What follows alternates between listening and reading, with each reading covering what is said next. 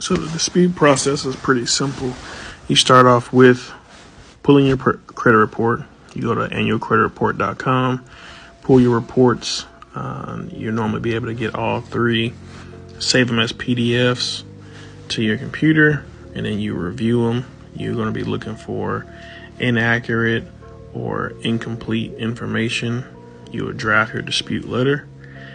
You will send that off to the credit reporting agencies.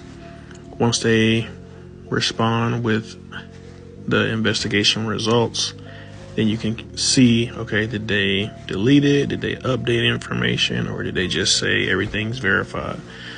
9 times out of 10, they'll say everything's verified. And then from there, you'll move into the litigation process. As far as the litigation process, you will draft all your legal documents. You can find out how to do that on YouTube, how to draft a lawsuit in your area or your district. You'll send that off. Normally, to file litigation is, I think, about $405 right now. Or you can ask the court, can you file for free? And from there, you just have to know the